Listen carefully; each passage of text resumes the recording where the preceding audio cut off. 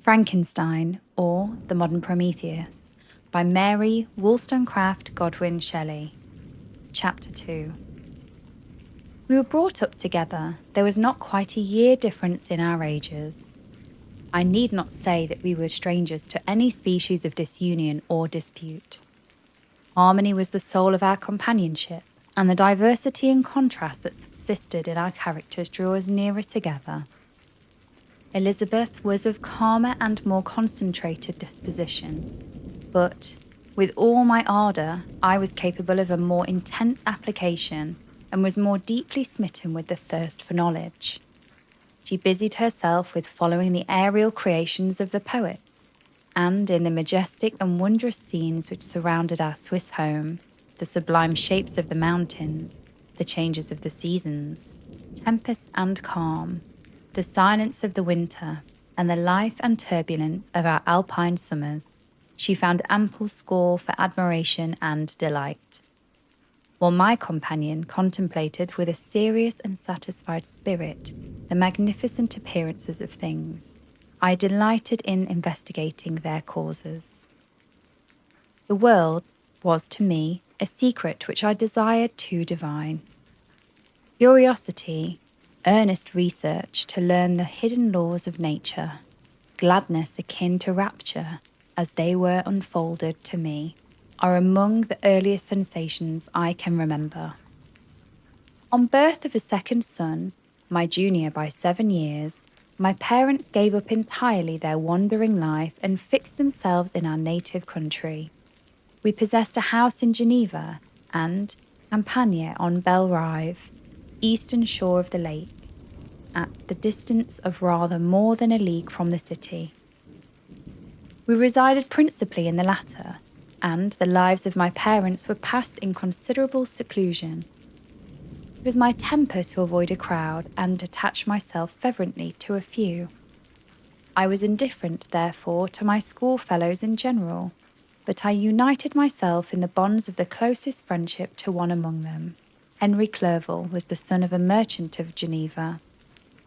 He was a boy of singular talent and fancy. He loved enterprise, hardship, and even danger for its own sake. He was deeply read in books of chivalry and romance. He composed heroic songs and began to write many a tale of the enchantment and knightly adventure. He tried to make us act plays and to enter the masquerades, in which the characters were drawn from the heroes of Roncesvalles, the Round Table of King Arthur, and the chivalrous train who shed their blood to redeem the holy sepulchre of the hands of the infidels.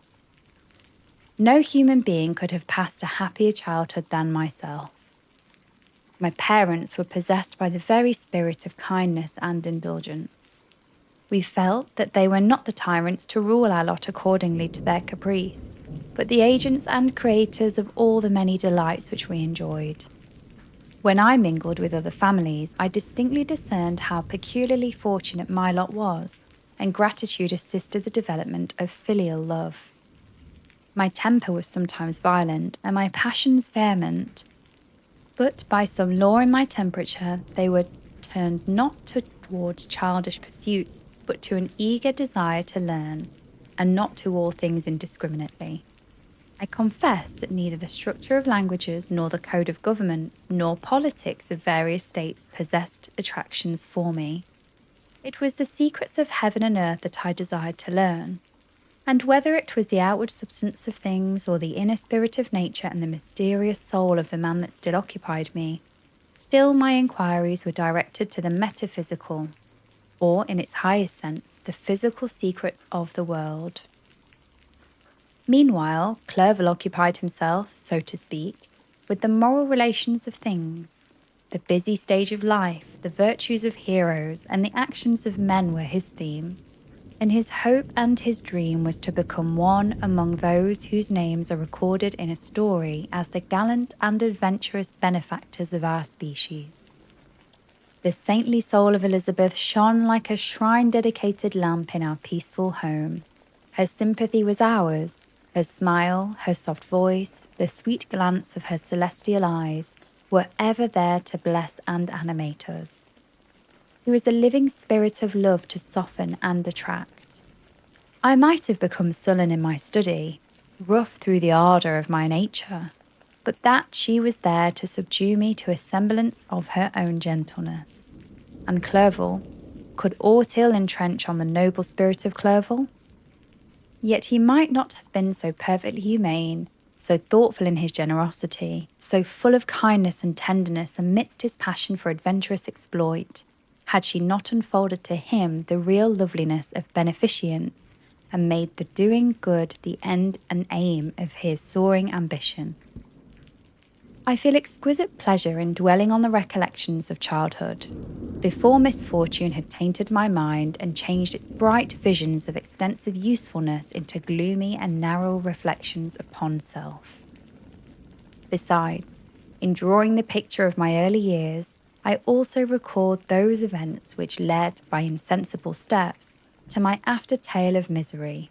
For when I would account to myself for the birth of that passion for which afterwards ruled my destiny, I find it arise, like a mountain river, from ignoble and almost forgotten sources. But, swelling as it proceeded, it became the torrent which, in its course, has swept away all my hopes and joys. Natural philosophy is the genius that has regulated my fate. I desire, therefore, in this narration, to state those facts which led to my predilection for that science. When I was 13 years of age, we all went on a party of pleasure to the baths near Thonon. The inclemency of the weather obliged us to remain a day confined to the inn. In this house, I chanced to find a volume of the works of Cornelius Agrippa.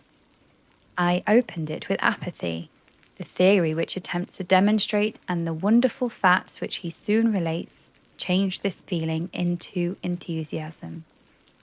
A new light seemed to dawn upon my mind, and bounding with joy, I communicated my discovery to my father. My father looked carelessly at the title page of my book and said, "Ah, Cornelius Agrippa!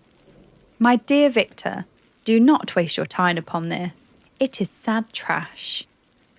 If, instead of this remark, my father had taken the pains to explain to me that the principles of Agrippa had been entirely exploded, and that modern system of science had been introduced which possessed much greater powers than the ancient, because the powers of the latter were chimeral, while those of the former were real and practical, under such circumstances I should have entirely thrown Agrippa aside, and contented my imagination, warmed as it was, by returning with greater ardour to my former studies. It is even possible that the train of my ideas would never have received the fatal impulse that led to my ruin. But the cursory glance my father had taken of my volume by no means assured me that he was acquainted with its contents, and I continued to read with the greatest avidity.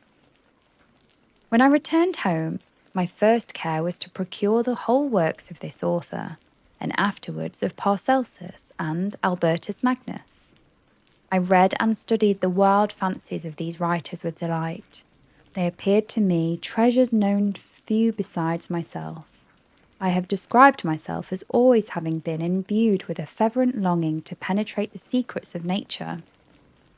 In spite of the intense labour and wonderful discoveries of modern philosophers, I always came from my studies discontented and unsatisfied.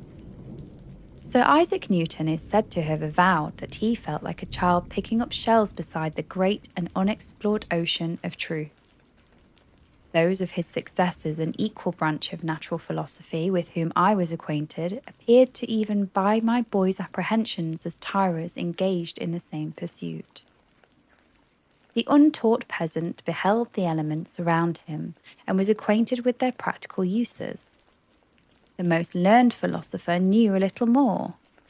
He had partially unveiled the face of nature, but her immortal lineaments were still of wonder and a mystery. He might dissect, anatomize, and give names, but, not to speak of a final cause, causes in their secondary and tertiary grades were utterly unknown to him. I had gazed upon the fortifications and impediments that seemed to keep human beings from entering the citadel of nature, and rashly and ignorantly I had repined. But here were books, and here were men who had penetrated deeper and knew more. I took their word for all that they averred, and I became their disciple. It may appear strange that such should arise in the 18th century, but while I followed the routine of education in the schools of Geneva, I was, to a great degree, self-taught with regard to my favourite studies. My father was not scientific, and I was left to struggle with a child's blindness, added to a student's thirst for knowledge. Under the guidance of my new preceptors, I entered with the greatest diligence into the search of the philosopher's stone and the elixir of life, but the latter soon obtained my undivided attention. Wealth was an inferior object, but what glory would attend the discovery if I could banish disease from the human frame and render man invulnerable to any but a violent death? Nor were these my only visions. The raising of ghosts or devils was a promise liberally accorded by my favourite authors, the fulfilment of which I most eagerly sought. And if my incantations were always unsuccessful, I attributed the failure rather to my own inexperience and mistake than to a want of skill or fidelity in my instructors. And thus for a time I was occupied by my exploded systems, mingling, like an unadept, 1,000 contradictory theories and floundering desperately in a slough of multifarious knowledge, guided by an ardent imagination and childish reasoning, till an accident again changed the current of my ideas. When I was about 15 years old, we had retired to our house near Belrive, when we witnessed a most violent and terrible thunderstorm. It advanced from behind the mountains of Jura, and the thunder burst at once with frightful loudness from various quarters of the heavens. I remained, while the storm lasted, watching its progress with curiosity and delight. As I stood at the door, on a sudden I beheld a stream of fire issue from an old and beautiful oak which stood about 20 yards from our house, and so soon as the dazzling light vanished, the oak had disappeared, and nothing remained but a blasted stump. When we visited the next morning, we found the tree shattered in a singular manner. It was not splintered by the shot, but entirely reduced to thin ribbons of wood. I never beheld anything so utterly destroyed. Before this, I was not unacquainted with the more obvious laws of electricity.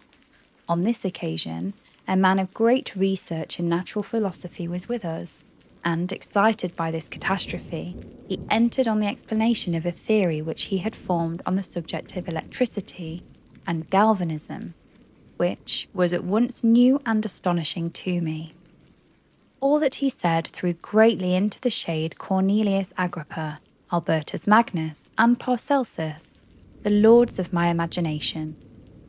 By some fatality, the overthrow of these men disinclined me to pursue my accustomed studies. It seemed to me as if nothing would or could ever be known. All that had so long engaged my attention suddenly grew despicable.